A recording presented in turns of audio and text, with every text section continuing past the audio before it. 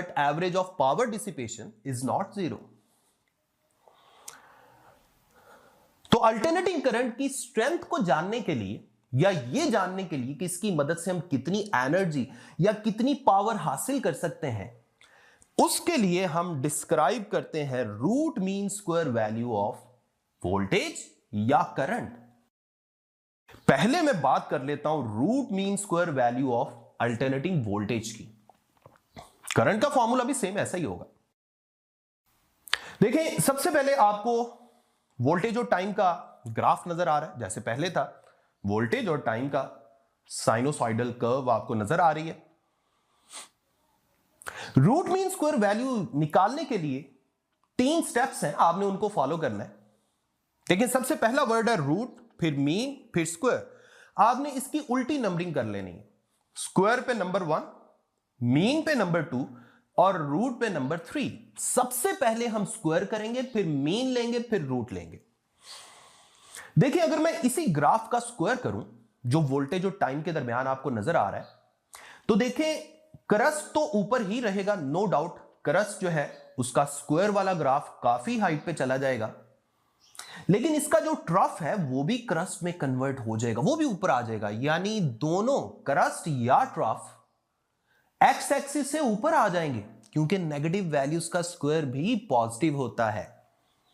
तो आप देख सकते हैं V का ग्राफ आधा एक्स एक्सिस से ऊपर था, आधा एक्स एक्सिस से नीचे था, लेकिन V स्क्वायर वाला जो ग्राफ है वो सारा का सारा एक्स एक्सिस से ऊपर आ गया। अब देखें, ऊपर वाला V स्क्वायर का ग्राफ है, नीचे वाला V का ग्राफ है।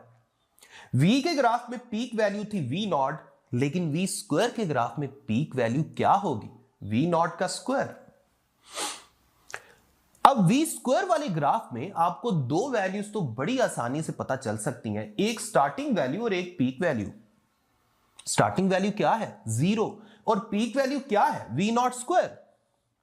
अब मैं इसका मीन लेने जा रहा हूं। सबसे पहले हम हेडिंग लिखते हैं मीन स्क्वायर्ड वैल्यू।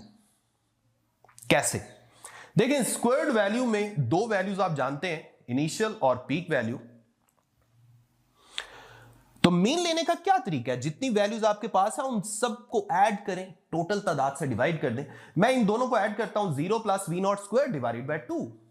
तो मेरे पास mean squared value of alternating voltage आ गई। इसका आंसर क्या बनेगा? V naught square divided by 2। और इस मीन स्क्वायर्ड वैल्यू को अगर हमने इस ग्राफ में शो करना है, तो ये जो V स्क्वायर वाला ग्राफ है ना, मीन का मतलब क्या होता है? एवरेज, दरमियानी वैल्यू। तो ये जो V स्क्वायर वाला ग्राफ है ना, इसको ऐसे कट करें कि जैसा ग्राफ एक तरफ हो उसी शक्ल का दूसरी तरफ हो।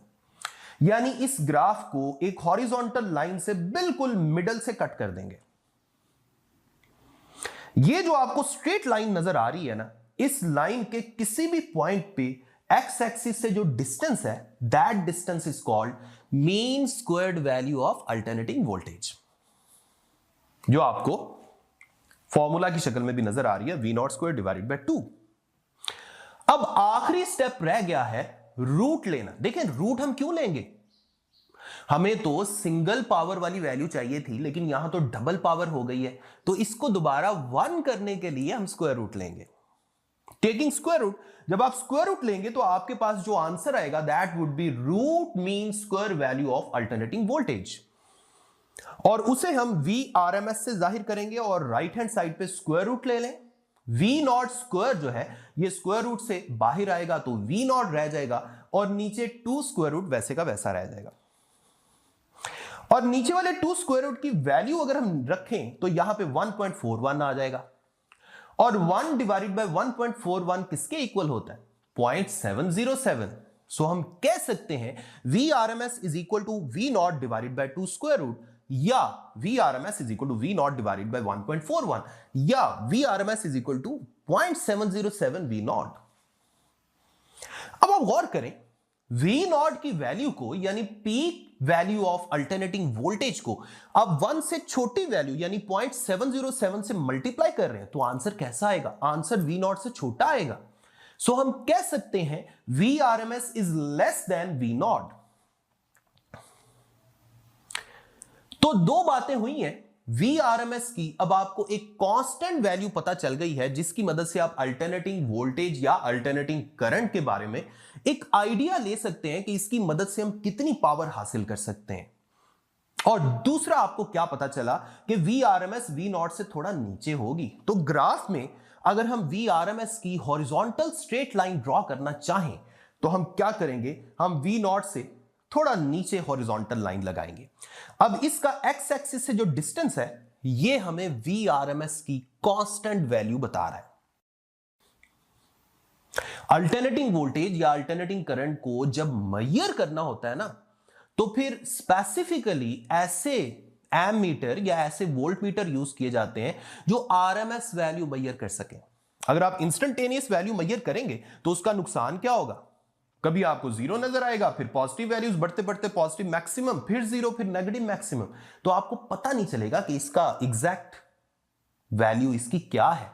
लेकिन अगर हम उस मीटर को आरएमएस वैल्यू पे सेट करेंगे तो फिर हमें एग्जैक्ट आरएमएस